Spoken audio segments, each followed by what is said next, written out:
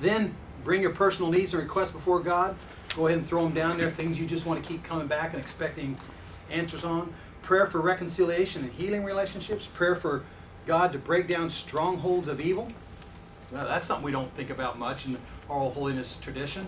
But we ought to. This is spiritual warfare we're in. Can I give you a secret? Satan hates your guts. He hates your marriage. He hates your children. He hates your church. He wants to bring them down. He at least wants to make them mediocre. But if he could just dissolve the whole thing, he's going to try.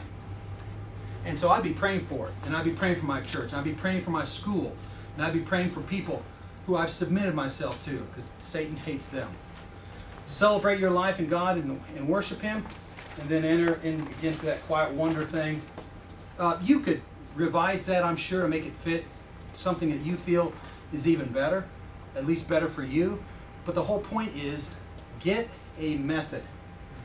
Could you leave that method in any particular prayer time and do something else? You bet. But it's not bad to have something to go to. Jesus had something to go to. You know this, right? What did Jesus do?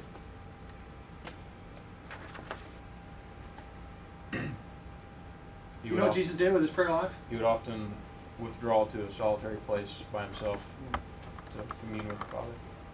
I would show you right now, except I don't have the prop that I wanted to bring, so I'll show you tomorrow. Jesus had a prayer life, and he did something specific with that prayer life. Jesus had a method. So it's not bad to have a method, but we also know this. Jesus did just what you said. He would go off. So he added to, and sometimes would alter the method, but always he had a method. And that's called ritual. And we ought to affirm rituals. We don't serve ritual as a God, but if rituals can help us come to Jesus, I want to be all about rituals. And so we'll talk more about that. This prayer life thing is huge, and I want you to make it a steady diet of your life, not just for this class, but to figure out how you can do this with your life and how you can do it with your congregation's life and with your family's life. It's an exceedingly important thing. Some questions or comments here. Anybody want to bring something up with this particular emphasis here, the prayer emphasis of this class?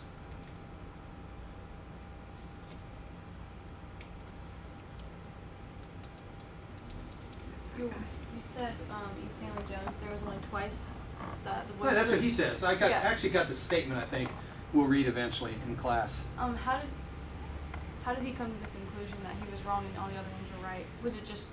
I think the fruit of the obedience. When he would obey, a godlike fruit came out of that moment. That's how he asserted that.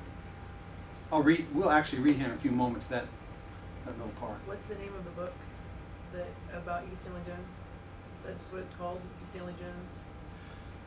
So I like to read the book. Oh, well, boy, you came to the right guy. I love Stanley Jones.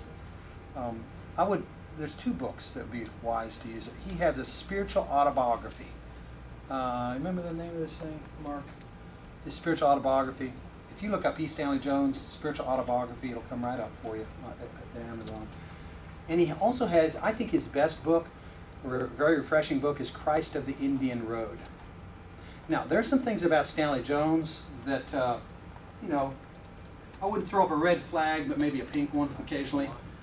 He does not love the Old Testament like I love it, apparently. But, I just think he's brilliant. The Song of Ascents. Song of Ascents, spiritual autobiography. So read that. That tells you about his life, tells you about his time at Asbury and going on into ministry. And then Christ of the Indian Road is he had been in India for some years. He wrote this book in 1928, I believe, and that's what he had some great name for himself after that, and wrote probably 30 books, maybe more after that. And everything he's ever published, I've tried to get and read it. So it's good, really good stuff. Yeah. This is kind of going off of Heidi's question. How you said, he said there's only 2 times that he was wrong. That's what he says. Yes. Yes. Is there a timeline on that? Because if you think, okay, was that when he first started out getting to know the voice of God? Because typically I would say there is a process for a person to start recognizing the voice of God to where they do it on a consistent basis. I mean, is he saying like Yes. the very first time he started, you know, he only missed it twice? I don't know or- about the exactitude of that statement. Because I mean, that could really be confusing if you think, well, you know, because someone else could do the same thing, and so they're acting on everything, and they make like 200 mistakes. For I'm instance. assuming if you'd start this off that you're not as spiritually attuned as E. Stanley Jones, and you might make Yeah. 3 dozen mistakes, or maybe 100 mistakes in the next 10 years. Is it worth making 100 mistakes in the next 10 years, as long as one of them in who you marry, or you know? But 100 mistakes to really hear and know and act upon the voice of God, I think is worth those mistakes. You know, I've been an athlete long enough to know. You always hear about these athletes. He needs more repetitions in practice, more chances to feel the ball, hit his hands, more chances to hand it off, more chances to throw it. The more you do that, the better quarterback you get to be. Same thing with any position, same thing with any sport. The same thing goes along, I think, with prayer and with hearing the voice of God. So don't get all messed up in, boy, I don't want to make too many mistakes. You'll make some mistakes. But when I give you Stanley Jones data here, there are 5 ways that he would say, do this, and you almost never make a mistake. Right? And some of it, is it consistent with the character of Jesus? Okay. You know? Good questions. Somebody else? Anybody else?